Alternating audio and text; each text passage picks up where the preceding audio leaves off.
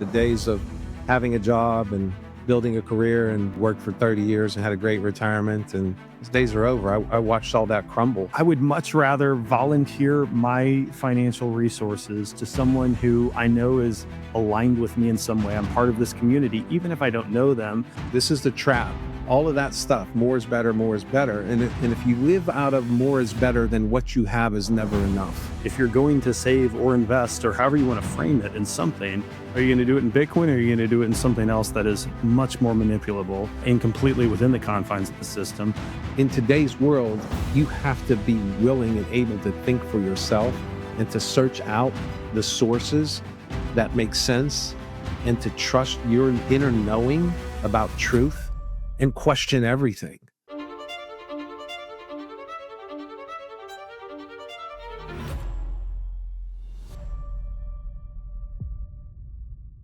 Hey everyone, Michael here with the Bitcoin Way podcast. Thank you for tuning in. As always, today on the show, I have Bobby Rometo. Bobby is a client of the Bitcoin Way. Incredible guy, incredible story. He has a fantastic book out called The Prosperity Rebellion, where you can get it at his website. Stay tuned, check the show description.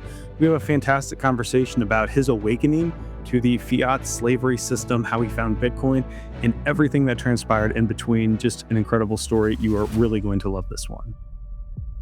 Hey everyone, like I said in the intro, I've got Bobby here with me. Bobby, welcome to the Bitcoin Way podcast. Thank you, Michael. It's such a pleasure to be here. I'm grateful. I love the Bitcoin Way and the content you put out. So it's a real honor for me to spend some time with you today.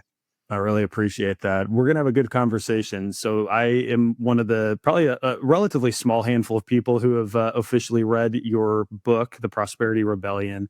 And what I love about it, I told you, first of all, you're a fantastic writer. It's a short read. I'm a slow reader, so it took me an hour and a half, maybe two. I think for the average person who's a little bit smarter than me, maybe an hour. But you cover basically your story as a young person, as a professional, and it's an interesting one. It is it's one that I think many people would just enjoy hearing where you came from and the main perspectives you have.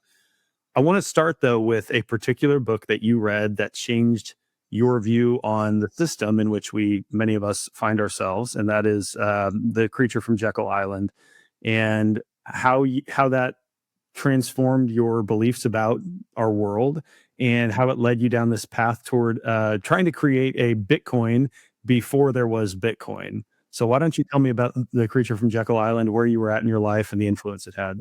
Yeah, it was a very interesting time for me.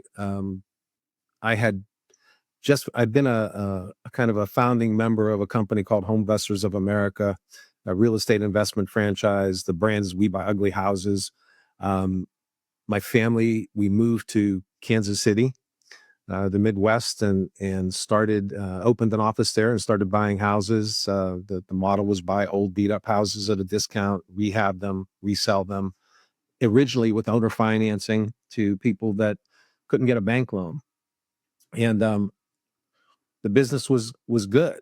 It was strong, and we were doing really well. And then I read The Creature from Jekyll Island, and people ask me about that book, and it's, I don't know, 400 pages. It was a long read and a very depressing read at the same time, but invaluable, because I really started to understand how the system works, how the fiat system works, the creation of the Federal Reserve System, the central banks, and basically the corrupt monetary system that we have today. And it kind of shook me, because I was in an industry where it was an integral part of that game. In the real estate space, they're tied together so closely. And I had a previous experience 10 years before that, in my first lifetime, I guess, in the investment world, doing some development projects. And I remember in 1986, there was the TEFRA Act, the Tax Act of 1986, and financing stopped, interest rates went up. I was in the middle of two projects and got crushed because some people made a decision about money and how much was going to be out there. And so I was affected by it then. And then when I read The Creature from Jekyll Island, it really awakened me to the system and the challenges and the basically the corruption of it, and the manipulation of people's wealth, and the silent theft that inflation is, that money printing is, and it's people just aren't aware. We don't know. I was a pretty intelligent human being. I went to Carnegie Mellon University, degree in business and economics, a double major. Had no idea. They don't teach this. They keep it hidden. They keep it guarded. But it's very fascinating, Michael. We're in the age of Aquarius now. This is my wife, Sally. She's into this space, but we're moving from the Piscean age to the Aquarian age, and this is a really nice overlay, because in the Piscean age, everything was hidden and guarded and protected and held by a few, so information was kept close. And in the Aquarian age, you can't keep a secret today if you wanted to. You have to work really hard, but everything is being exposed, and the old structures that dominated and controlled the world are starting to crumble, be it governments, religions, all of it.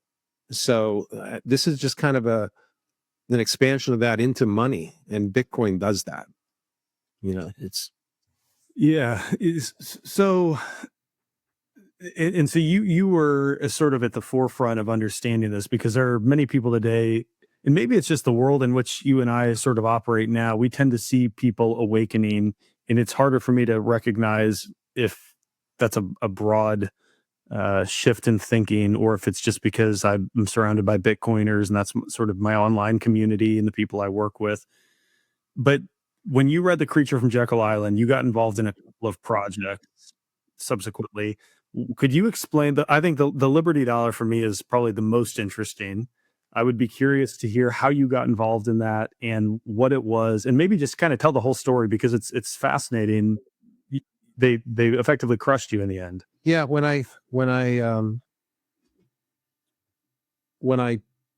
realized what our monetary system was, I got very clear that I needed to find something that had real value that I could save in, and because I didn't want to save in dollars, and when I started looking into that, I looked at silver, right? I looked at gold, and silver seemed to be more accessible, more uses.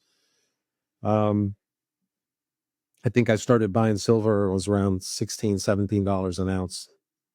And going down that rabbit hole of being a silver bug, I guess, I ran across a man by the name of Bernard von Nothaus. And Bernard was a character. And I never remember meeting him at a Holiday Inn in Clearwater, Florida. He was driving the country in his car, telling this story of something he called the Liberty Dollar. And what the Liberty Dollar was an alternative barter currency backed 100% by silver. Bernard's background was he used to own and run the Royal Hawaiian Mint, so he was a mint master. He would create silver rounds and beautiful coins, and he realized and really took a stand against the fiat system. He understood the corruption and the damage it was doing to people. And the idea with the Liberty Dollar was to use it to help insulate local communities against a dollar that was being debased.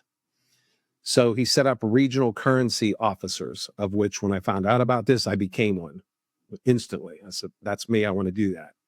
So we would buy silver, Liberty dollars, take them into local merchants in our community and ask them to buy them and distribute them as change to their customers and accept them as payment for their services. So to create a little economy in your local community of people that were actually transacting in real silver. So he had 1 ounce tokens, half ounce. He had warehouse receipts that were much more attractive than monopoly money, but they looked nothing like US dollars. And they were backed 100% by silver that was housed in the Sunshine Mint in Coeur d'Alene, Idaho. So this was 100% backed silver alternative barter currency. And we started to gain traction. There were regional currency offices in various parts of the country. In North Carolina, there was a Walmart that was accepting Liberty dollars for payment. Um, and it was gaining momentum. And one day in 2009, I believe it was, the DOJ and FBI showed up at the Liberty Dollar headquarters in Evansville, Indiana, and confiscated everything. They went to the Sunshine Mint in Coeur d'Alene, Idaho, and confiscated 16,000 pounds of silver that was there. And ultimately, a prosecution came down against Bernard and the Liberty Dollar in North Carolina. And a lot of different charges, but the primary one was counterfeiting, if you can believe it, which I found fascinating. And because this was never marketed as U.S. currency, clearly, we spelled out clearly what it was. It was an alternative barter currency backed by silver and in no way U.S. money. That's what we were trying to get away from, in fact. So a conviction came down in 2011. They actually convicted him. The DOJ prosecutor actually called Bernard a domestic terrorist, if you can believe that, and talked about how, this was a form of domestic terrorism, undermining the dollar, like as if they need help in that, right? So, it was crazy because the man couldn't travel. He was on a no-fly list for a while, couldn't rent anything. He was a convicted felon. The interesting thing was they never sentenced him right away.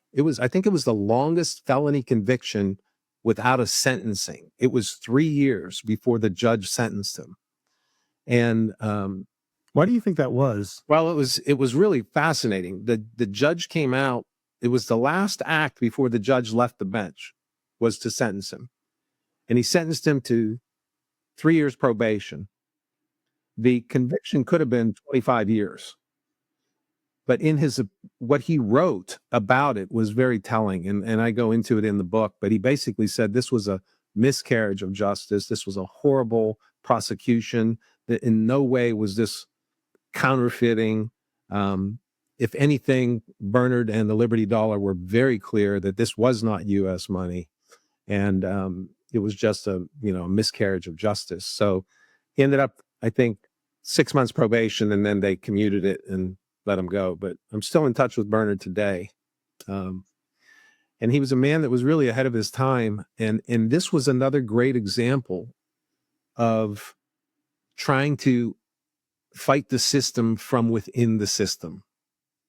There was Bernard, who was the face of the Liberty Dollar, and then there was the Liberty Dollar, the company, and centralized, could be attacked and crushed, and it was. And so that was difficult. That was another hard pill to swallow. I experienced three big moments in my life. After one before reading The Creature from Jekyll Island, and then two after, that were real awakenings for me. And what that led me to ultimately, Michael, because I was pretty depressed and shut down at that point. I felt like things were hopeless. And it took me almost 7 years to clean things up with the IRS, because I was a part of the tax honesty movement and watched them crush people there, and not being able to discuss the law in a courtroom. The judge would say, "I'll instruct the jury as to what the law says." Well, your whole defense was, what does the law actually say? And you couldn't talk about it. So it was very clear that the government was not going to let anything happen to their system from within the system. No matter how corrupt, no matter what truth was, it didn't matter. So it was a 7-year process before I could get back being productive again and earning money without threat of confiscation. And when I did, I really changed my views on a lot of things that I couldn't hear. I think Bitcoin was mentioned to me somewhere around 2012, but I couldn't hear it. Like, I didn't want to hear anything. I was in such a state of mind that I was just trying to figure out, how do I get back on my feet? How do we generate income? I felt like I'd blown my opportunity to create some generational wealth and take care of my children and my family. So I just put my head down and went to work, and in a different way though, and from a place of real presence. I did a lot of deep spiritual work from 2005 on, and I still do. And that really had me look at my life and become responsible for the actions I took, which gave me back power to do things and change things. And it was 2018 when I heard the word Bitcoin again. And then I was ready to hear it. And when I saw what it was, I realized this was what I've been searching for. This was the way out. This was the peaceful protest, the peaceful rebellion, and didn't have to paint a target on my chest like I had in the past. And so that was the start for me. So you've sort of lived, you've been ingrained in fiat. You tried building a parallel system with silver as the backing, and obviously, to me, I view that as something external to the system. The problem is what you pinpointed is the centralizing factor of silver. You got to have warehouses and some place that you keep it, makes it easy to confiscate. And now you're a Bitcoiner. How do you view what money truly is, and like how does Bitcoin for you honor the essence of that? Yeah, that's a great question. And it speaks to something I want to share. Back in 1990, I read a book called Your Money or Your Life. I highly recommend it. It's by Joe Dominguez and Vicki Robin. And in it, they talked about, it's the first time I read anything that said about their definition of money was something that you trade your life energy for. So we have a finite amount of life energy, and we trade that life energy for money when we go to work, right? Then their question became, so how are you using your life energy in the world once you convert it into money, right? So again, this was 1986. The book, I think, was like 1990. I read the book. So it had me become aware of where I spend, that kind of stuff. I started looking at, are those things in alignment with who I say I am in the world? Because they talked about something called the fulfillment curve, Michael, and they said that your spending, as it goes up, it generates a certain amount of fulfillment. The curve goes up. The more you spend, the more fulfillment you get, until you hit this point on the curve called enough. And they said you always want to be at enough and a little extra. And the only way, if your spending continued beyond that amount, the fulfillment would crash. It would start to fall. And we see that. We see that in people's lives where they have a lot of money, spend a lot. They got 6 cars, 5 houses, but they're unhappy and they're unfulfilled. So they said the only way to continue to gain fulfillment from spending is if your spending is in alignment with who you say you are in the world. So it had to be an expression of that. Your spending had to be an expression of who you say you are. So what I realized was, well, I should have had it figured out back then, right? Because I understood money and I understood how much is enough. I found that out. But the programming, and this is the trap. We are so trained today and programmed that more is better, right? The newer car, the bigger house, the second house, all of that stuff. More is better, more is better. And if you live out of more is better, then what you have is never enough. And you're chasing. And that's the trap that they want to catch us in. To continue to spend, to continue to consume, and to do it unconsciously. We look, I ordered a protein drink today on Amazon this morning. It'll be at my door at 2:00 this afternoon. Like the world is set up for that instant gratification to buy. Now there's some nice things that had that convenience. The only thing to be better was if I could have used Sats to buy the protein drink on Amazon. Maybe that'll come someday soon. But, you know, we're programmed to consume. We're trained to consume. And that's the trap. We have to keep the system running, right? To perpetuate the game. What I noticed when I saw Bitcoin, the challenge was when we trade our life energy for money in fiat, that fiat doesn't honor our life energy. It devalues our life energy because they keep printing more. So our life energy isn't honored by it. But in Bitcoin, I call it sacred money because it honors our life energy. There's only so much of it. 21 million, that's all there's ever going to be. It can't be debased. It can't be confiscated. Like it's, for me, it's a spiritual, there's definitely a spiritual component to Bitcoin because of that. And it's sacred in my mind. And so we have the opportunity to save in something that's sacred, that honors our work, that honors our life energy, rather than something that devalues it, something that is designed to keep us numb to it and unconscious. So we continue. Not only is it being stolen through debasement, but we're trained to unconsciously spend it on things that don't matter, way beyond enough. So part of my work is to help people get conscious again around that. Like because people will say, God, I don't have an extra $25 or $100 a month or what. I don't have that money to put away. And I promise you, if you spend an hour with me, we'll find that money so that you can start to honor your life energy again. Yeah, I like the way you frame this in the book as well. You said more is a mirage. The closer you get, the further it moves, because the system was never designed for arrival, only for endless pursuit. Yeah. And I think that's, in Bitcoin, we have like these sayings that you don't have enough, you haven't stacked enough. And there are people who are early on in their journey, and to the extent that they really want to preserve their wealth for the future and to accumulate, they're in a savings phase. I think there's truth to that, but I think it's it's not necessarily helpful for everyone, because at the end of the day, at least in my view, money is a tool, and it's a tool for preserving what you'd call your life energy. I think Jack Mahler says that money is your time and energy in abstract form, something to that effect.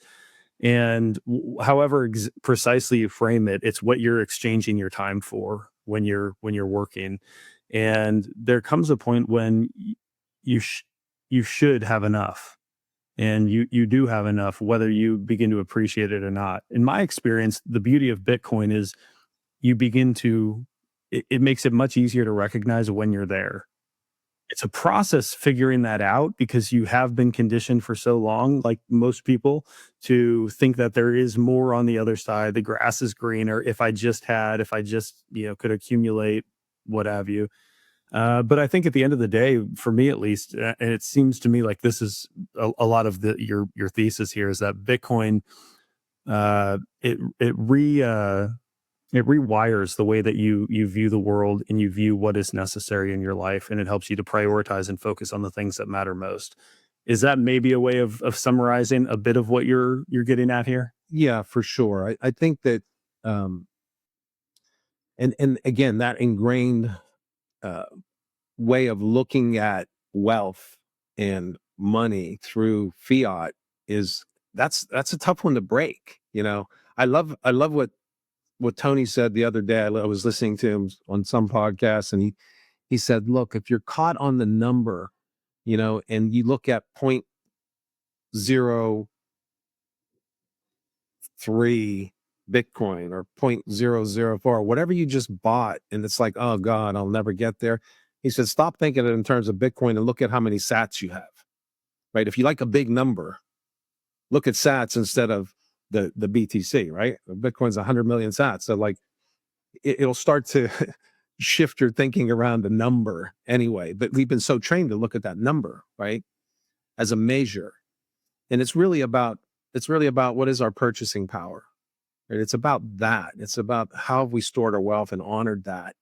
And so I find it interesting that, the idea of having to have one Bitcoin or two Bitcoin, who knows? Like, all I know is there's trillions and trillions of assets in the world that are going to find their way into Bitcoin. And whatever that number is going to be, it's going to be, but it's going to be big, and you have to get some. That's why my message, and that's why the book is only an hour long. It's an hour read. I just want people to get through it and take action. Get through it and start. Get an account with River and start buying and accumulating Bitcoin, right? Get some. You have to protect yourself. And actually, I think it's even beyond that, Michael. The act of moving from fiat to Bitcoin is an act that will start to shift the consciousness of the world, right? Because why do we have war? How can we fund war? The only way we can fund war is through fiat. That's like and I don't talk about in the book. I didn't get into conversation at all about left, right, red, blue, none of that, because that's the trap. They want to keep you looking at those things to create more division, more separation, so you don't see the bigger picture. Because all that game is the same. None of it changes, no matter if it's, a Republican administration, a Democratic administration. It doesn't matter. Nothing changes. They keep the printing presses running. They keep funding things. Their solution is always to throw more money at it, which continues to steal from us. So without our approval. So by saving in Bitcoin, you're starving the system that is robbing you, and that's the peaceful protest. That's the way out. That's the prosperity rebellion, to really take control of your savings, of your money, to truly own it, and not fall prey to what's going on. To like really take a stand. Yeah. Amen to that. We had a comment, someone on our YouTube channel just the other day that I responded to, and someone said that they had missed the boat. They explained how much Bitcoin they had, which, by the way, I don't recommend you do. But they said, I'll never be able to accumulate enough. And on one hand, there's a part of me that looks at it and says, okay, but what else are you going to accumulate that's going to better preserve your time? If you're going to save or invest, or however you want to frame it, in something, are you gonna do it in Bitcoin, or are you gonna do it in something else that is much more manipulable and completely within the confines of the system? But two, the unit bias thing that you sort of hinted at is a really important thing, because the reality of Bitcoin is that its addressable market is in the hundreds of trillions of dollars. Now, how long it takes to get there is anybody's guess. Everyone's got their model. Everyone's got their hunch. It could be 5 years. It could be 20 years. It could be 50 or 100 years. I don't know. But at the end of the day, at some point, people will begin to ask the question, why would I want to hold anything else besides Bitcoin? And you've spent a lot of time in the world of real estate, and it seems like that's the question you had to start asking yourself once you discovered this. Could you maybe just talk a little bit about that sort of mindset, and how as you shifted out of real estate and you've become a Bitcoiner, what that's looked like for you? Yeah. Real estate had always been a vehicle to accumulate wealth because of the fiat system, right? Like, and in fact, I think Jack Mahler's had a podcast. Might have been yesterday, where he talked about how so much money has shifted. That, like, people are using real estate now as money, as a savings vehicle, and they've monetized it that way because now they're putting money in. So he mentioned a friend of his who got outbid on 3 different houses, either by an institution or by people buying second and third homes, right? So the price is being driven up like that because it's becoming monetized that way. And when I was in the game of real estate, um, it started to gnaw at me a little bit, because of what I saw happening in the system. And I watched in 2008 the crash, right? And I saw so many people get devastated and crushed by that because of the manipulation again, right? And guess who gets bailed out?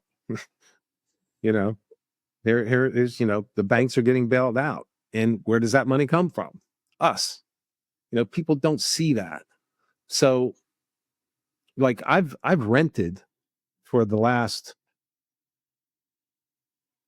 10 years simply because I see Bitcoin I would rather put the extra money in Bitcoin than a bigger payment that I have to own the house. Because I know if you look at housing versus Bitcoin price, I think it's like in the last 5 years, it's decreased 88%. Like housing prices have gone down relative to Bitcoin, right? So, and I think there's a bigger crash coming in the real estate market. I just do. And so, I'm struggling with, my wife wants to buy a house. I know where she wants it. I know what it's going to take. And I'm trying to justify in my head, do I want to put that capital there into that asset, or do I just want to keep stacking? And I'm pretty sure I just want to keep stacking right now. So that'll be a conversation to have. But, I don't think the timing is right now, you know?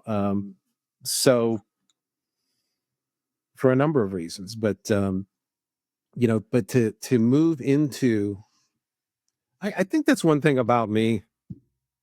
I'm an old guy, right? Older, young at heart, but I've always been open.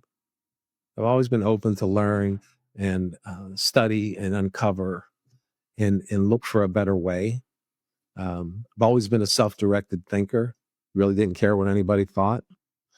Got me into trouble sometimes. When you think you can take on the federal government and the IRS, that could get you into trouble, and it did. But at the same time, it's kept me open, and that's why I was able to actually hear the call to hear Bitcoin in 2018 and start to move in that direction. And it just made more sense. It just makes more sense. If you're going to save, that is the place to save. Yeah, I think that's the hallmark of a Bitcoiner is the willingness to learn and grow, change your mind, be curious, remain curious, and like I've seen that shift in my life. My wife and I, and actually we were sort of victims of the system too. We bought some land, started building a house in what would have been 2022, 21 before I got into Bitcoin in earnest, at least, and I mean, we got rug pulled. Interest rates went way up, and so the math I had done to once we move from construction loan into our mortgage, here's what I'm going to be paying. I mean, we're paying tens of percent more for our mortgage, and I'm waiting for interest rates to go back down. There are a lot of things, knowing what I know now about Bitcoin, that I would do differently. I don't view our home at all as an investment. It's an investment in my family. Yeah. We have property and room for the kids to play and run and roam and explore and have fun. And I don't regret that. Financially, it has not proven, in light of what happened, to be the best option. But as long as it continues to be something that we can afford and sustain, it continues to be good for our family.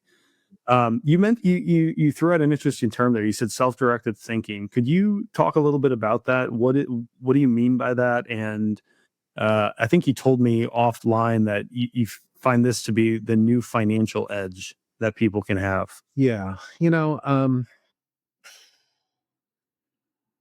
Unfortunately, I think our education system today has, and it's not just that, it's happened over decades. We've trained people to not think, like to not use critical thinking about anything. We blindly accept things. And for some reason, some fortunate reason, I've never fallen into that trap. And, I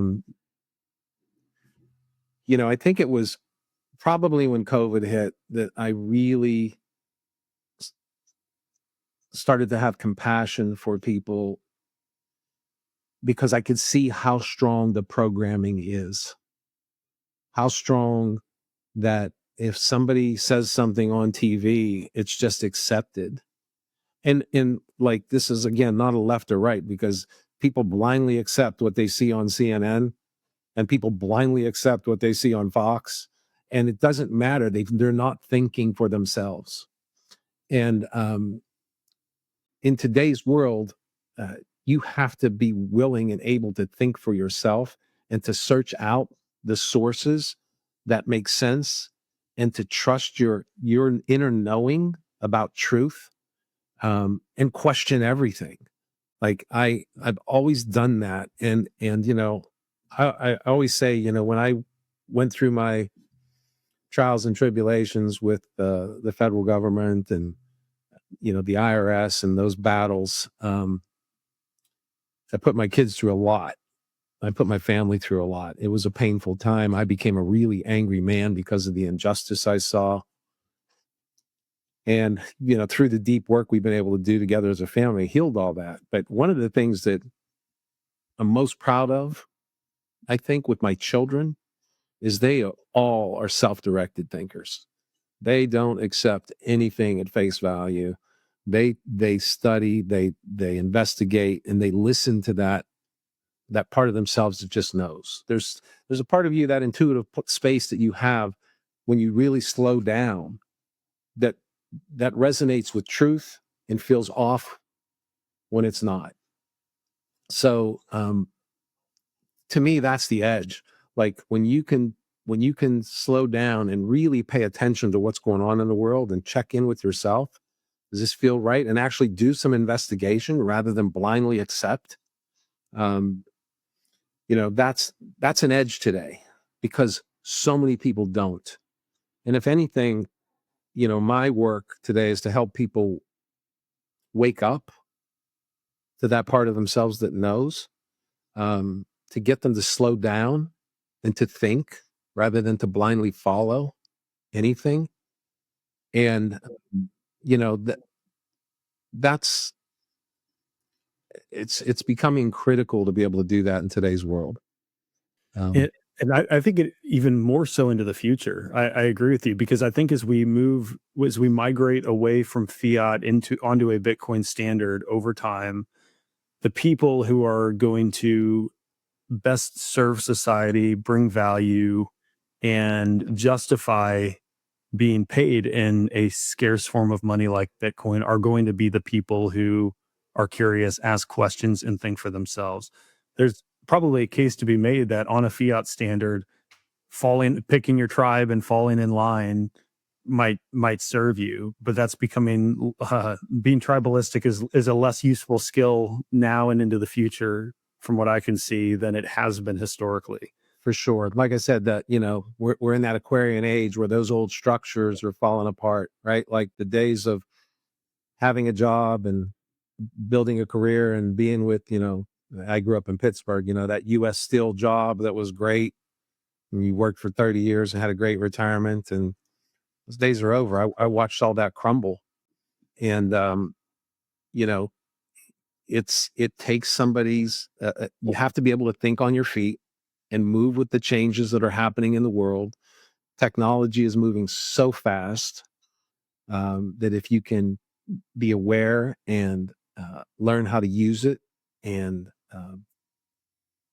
become effective and bring value to people, that's the real key, I think. And that's kind of when I got back on my feet again, I started to look at how can I bring real value to people.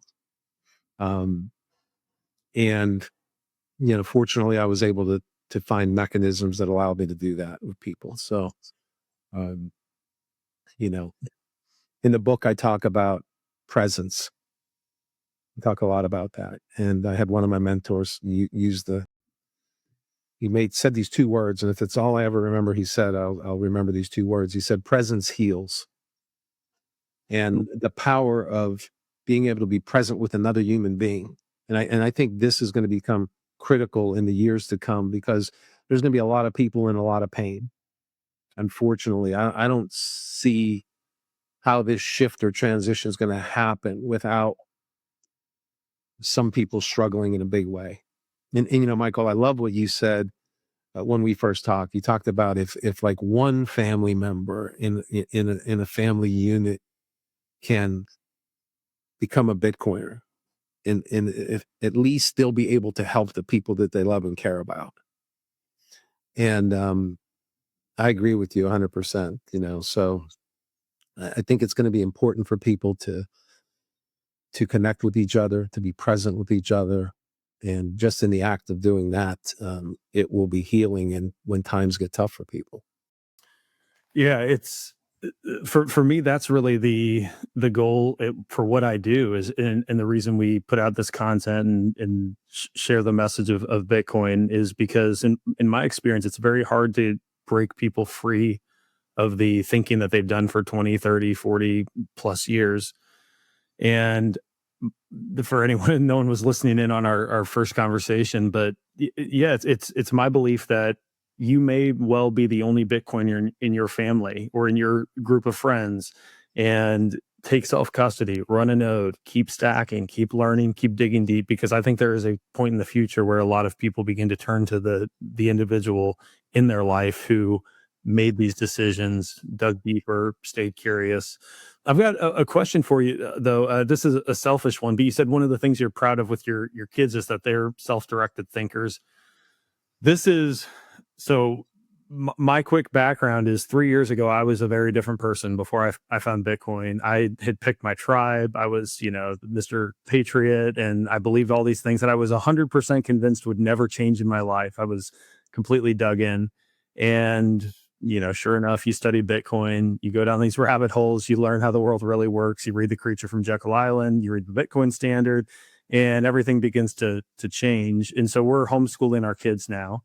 And I think a lot, my wife has sort of she's the one running the ship, but she's doing sort of her part. And okay, how do we teach a 6-year-old and a 4-year-old the fundamentals, the basics, reading, math, and all of that? And I tend to think a lot more about how do I walk them through something like history, which I think is very important to understand and is not so black and white as it's taught in a typical public school or even a good private school. They teach you that this is what happened in the Revolutionary War, this is what happened in the Civil War, this is what happened in World War II. And the rabbit holes I've gone down have indicated maybe it's not quite that simple. And it's not that I necessarily feel like I have all the answers, but I'm at least asking a lot of the questions.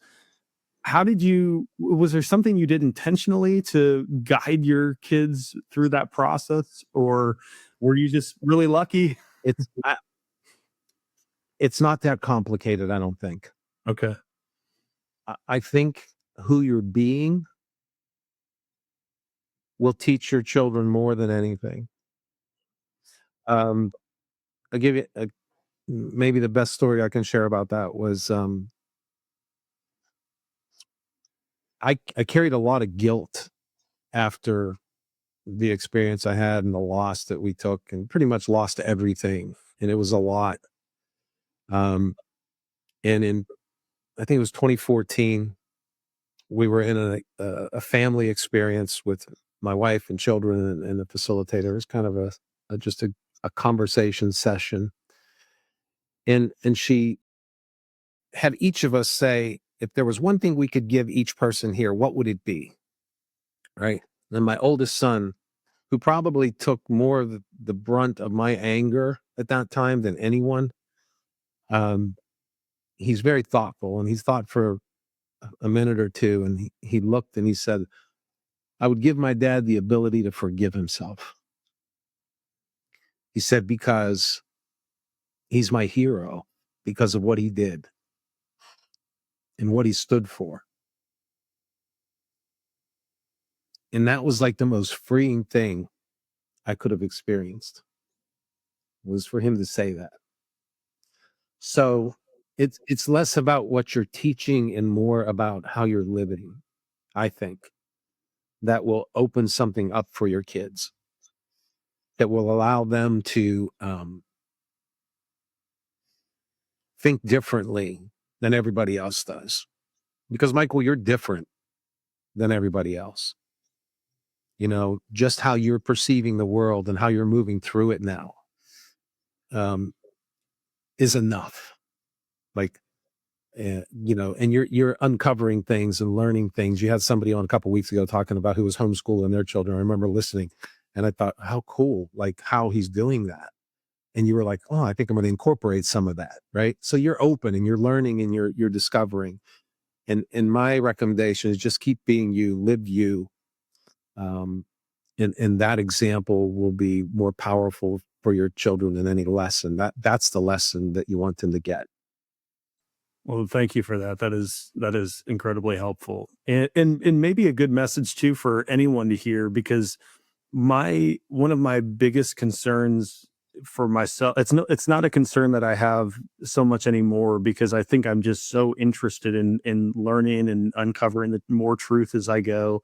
And I've learned that I'm as stubborn of a person as I think I am, and my wife would probably tell you I can be at times. I'm very open to changing my mind at this point. And my encouragement to anyone listening is to keep digging, keep reading, keep learning, keep listening to new content. Don't I hope you love what we're sharing here, but don't just listen to me and my opinion and the guests we have. Go find other people who give alternative perspectives, because that's the way that you continue to grow and open your mind. But I appreciate that. I hope you're right that just being the type of person that I want to be and I want to impart on my kids is probably I mean, they're just watching your every move. Yeah. And they pick up on things that I mean, we've learned this as parents. Yeah, they pick up on things that you just wouldn't even believe. So I like that. Yeah, that level of authenticity that you live your life with is probably the greatest example you can give your children.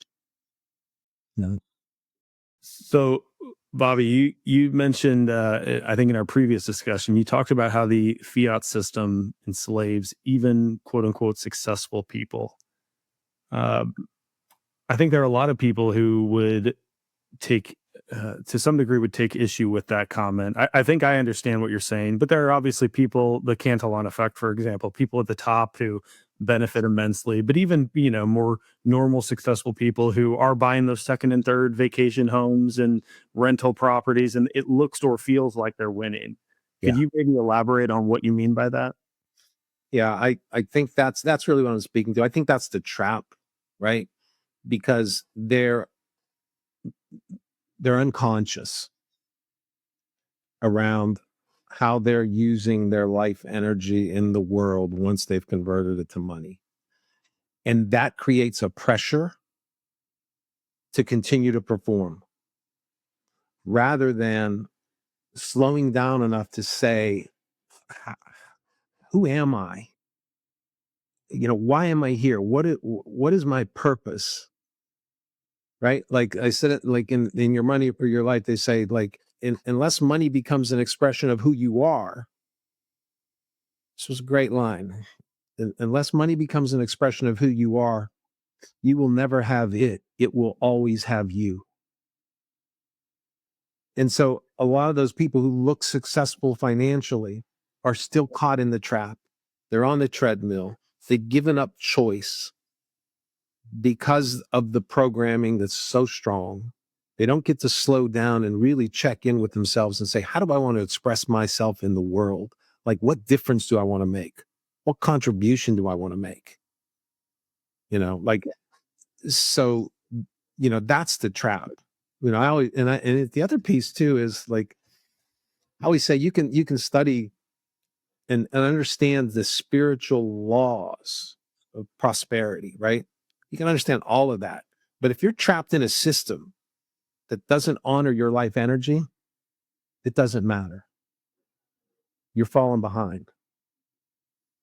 So when you step into a system that can honor your life energy, that sacred money that Bitcoin is, and then use that as an expression of who you are in the world, like, we can change the world. Like, war doesn't have to exist. People don't have to starve. Like, that's the one thing. I'm kind of an anarcho-capitalist, I guess. I don't know how much good government does. Um, but I think it operates off the assumption that people wouldn't take care of each other. And I disagree with that. I feel like if we were operating in a system where our energy was honored and it wasn't being devalued and debased consistently by money printers and the people that run all of that, that people would actually take care of each other because they'd be able to. They wouldn't be caught in survival. They wouldn't be chasing more is better. And you would slow down enough to understand that there isn't a you over there and a me over here, that we're really connected. That if we could see the ultimate reality, we would see there's no separation. And we would start to take care of each other, because when we take care of each other, we're really taking care of ourselves. And sound money, sacred money gives us the opportunity to do that. I com I completely agree with that. So I had someone on the podcast a few I'm trying to remember who it was. We were talking about um basically like first of all, everything you just described, that basically government steals from you, extorts, and you end up with less, first of all, financial ability to care for other people, but also less time to think about anything beyond your immediate needs and your family and your life. I think if you weren't routinely having 40% of your take home income taken away, stolen immediately, and then if you weren't having an additional 7% money supply growth year after year, at least what we've seen for the last 20, 25 years, I think it opens people up to the ability to just be human and to look and recognize when there's a need and a problem to solve. I know who it was. It was Andy Schoonover. He's the CEO of Crowd Health. So we canceled health insurance last year, moved to Crowd Health, and we were talking about basically he's formed this community of 10,000 clients. And when you have a medical event, you pay the first $500, and then the crowd pitches in and helps you out. And Love. then when you don't have a health event, you're pitching in to help them. And it's like that. What he's designed is basically the most human form of healthcare backstop you could possibly have, and he's just systematized it and made it convenient with an app and everything. But it doesn't even make financial sense for me at the moment because I've got little kids. So we go to the doctor urgent care and it costs $150, and I never meet that $500 threshold because we never have anything major. And so I'm dumping money into this. But when I get that email each month saying, "Hey, we need you to chip in $250 to help someone who had, a heart attack," or it's like I would much rather volunteer my financial resources to someone who I know is aligned with me in some way. I'm part of this community, even if I don't know them, than to fund the health insurance companies who are going to try nickel and diming the doctor that I go to, and I'm going to end up paying more. And who knows if they're actually going to cover my big medical expense. It's just a matter of like aligning yourselves into these systems that just make more sense and where you have a choice and you are sovereign in some capacity, whether or not it's perfect. I feel like that's kind of the world you're describing that we have an opportunity for. Yeah, what I love that he's doing that. Like, technology today is creating the opportunity to have so much efficiency in those areas. And the one thing that the government will never be described as efficient. That word will never fall there because it's the most inefficient, corrupt organization there is. And so technology is creating these opportunities. It's very interesting because even back in the home buying business, efficiency is changing that world, the real estate investment world. Like the days of wholesalers who used to be out there and tie up a property at a huge discount and then sell it to another investor who would then sell it to another investor because there was that much margin in the deal. And the loser was the consumer. The loser was the seller because they didn't know. They didn't have the information. They had no clue what their property was really worth in whatever condition it was in. That's changed today. Like, those margins are getting squeezed tight. It's becoming an efficient world, which is great for the seller. And it causes, it causes the investor to become better and stronger in other areas. Now I got to become a better rehabber. I got to become a better manager of people. I got to find more ways to be efficient with materials and this and that. So, like, technology is creating efficiencies that are changing things daily. And we have to be aware of that, and we have to pay attention. And Bitcoin is a part of that technology. It's like super efficient money. It's as efficient as it can get. So one last topic I want to cover here with you. I asked you for some ideas for things we could cover. You said spiritual sovereignty meets financial strategy, where peace and power intersect. Would you like to maybe riff on that for a minute? Hmm. Where to begin? Yeah. Yeah, it's kind of where we were just speaking about, Michael. Like, when we can step off the hamster wheel, we have time to breathe. We have time to um, actually consider those big questions, right? The big questions. Who am I? Why am I here? What impact do I want to have in the world? Like, when you have societies that are thinking and asking those questions, um, the world changes, right? Like, that changes everything. Wars stop, hunger stops. Um, we're able to care for each other in a way that's not possible when we're in a system designed to have us continually run and chase and consume. Um, so, to me, I'll just say this. And God, I might be answering the question that you always like to ask at the end of. Go. If this is your unpopular opinion, go for it. Yeah,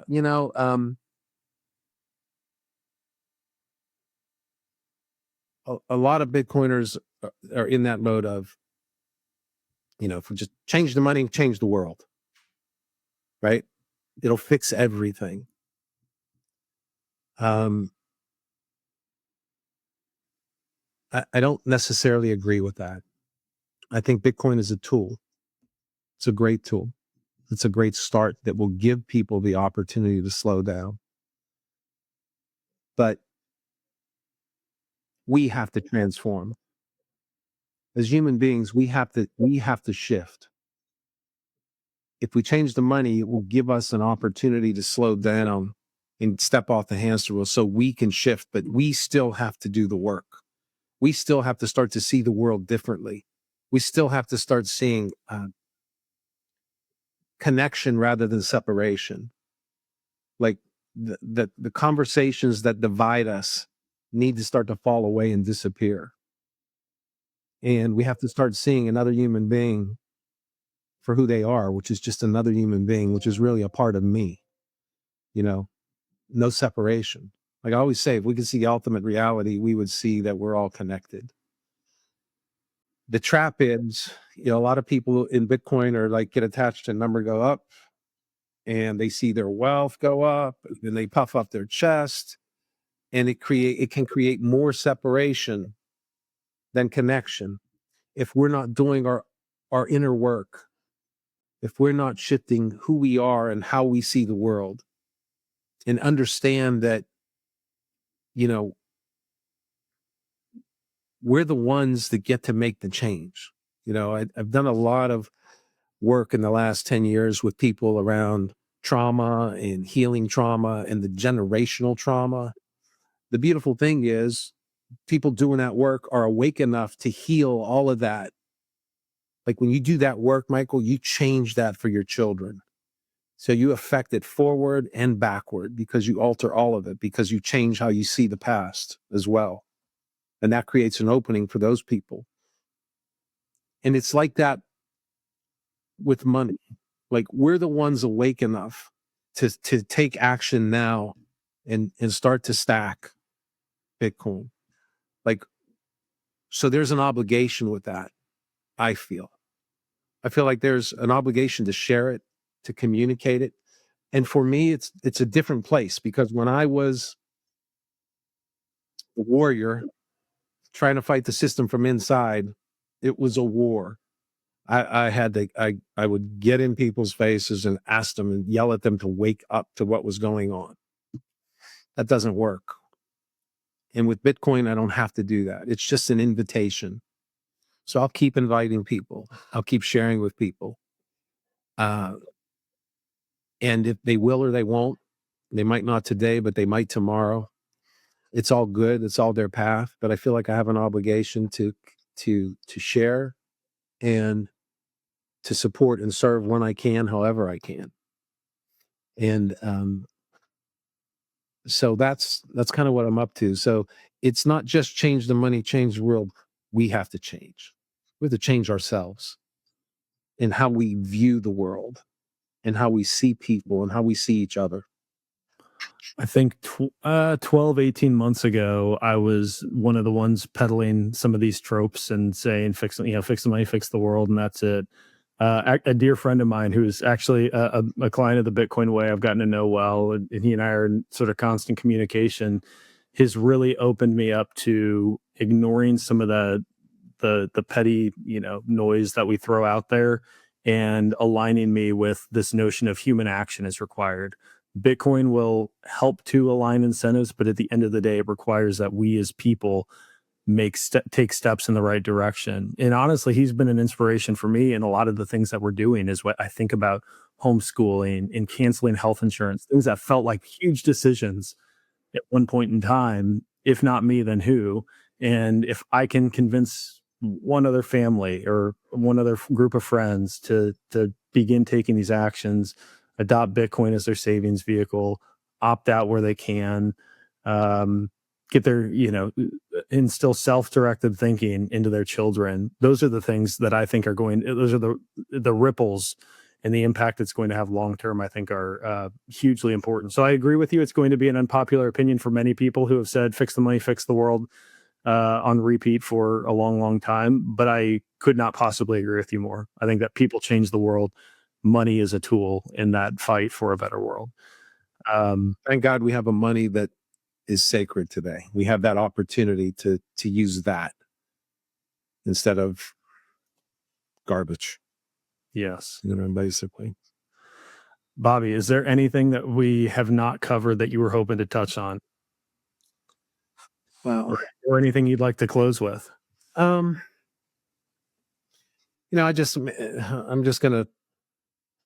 gonna promote you guys for a second because there's so much noise in the crypto space, and I was distracted by it early on, like shit coins and I was just, it's a big distraction because everybody's, especially at that point where you feel like you're behind, right? I got to catch up. Well, here's how you catch up. Here's this coin's going to do 100x and this, block out the noise, right? I love your message at the Bitcoin way. Buy Bitcoin, hold it in self custody, and continue, rinse and repeat. Keep buying Bitcoin, hold it in self custody, do it the right way, learn how to do it. Put your head down, and that's it. Like, go to work. That's what to do. Keep it simple. It's not complicated. It's very interesting. I was working with a guy who was a trader, professional trader. And I asked him, I said, so what's your portfolio look like? What's the balance? How balanced is it? He said, well, I'm 90% Bitcoin, 10% in a trading account. I said, really? He said, yeah. He said, I can't outperform it. I've been trading for 24 years. I can't outperform Bitcoin. I'm not going to try. My life energy is too valuable. Me spending time with my children and my grandchildren is too important than me sitting in front of a screen trying to figure out charts and, technical analysis and that. He said, I'm just buying Bitcoin. And I thought that said a lot coming from a guy who was a trader for 25 years. So keep it simple, right? What's Jack Mallers say? Stack sat, stay humble. Yeah.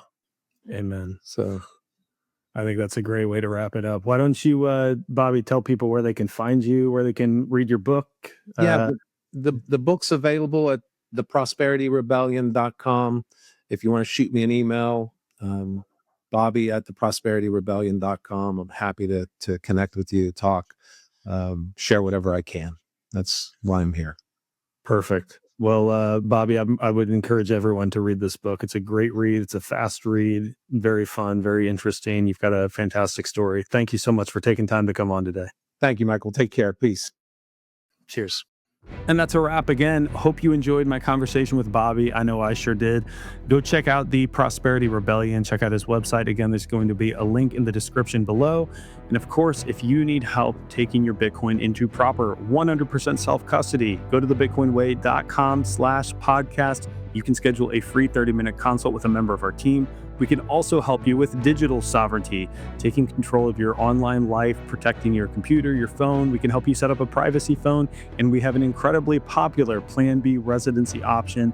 Slots are filling up if you want to make that trip and open your jurisdictional optionality as well. And if you need help setting up a solo miner, we can help you do that. A lot of other things, a lot of one-off Bitcoin consulting we can do for you as well. Again, thebitcoinway.com/podcast. If you're enjoying the show, the channel, do me a huge favor. Like the video, subscribe, share it with a friend, leave a comment, anything to help feed the algorithm and spread the word about Bitcoin as a tool for self-sovereignty.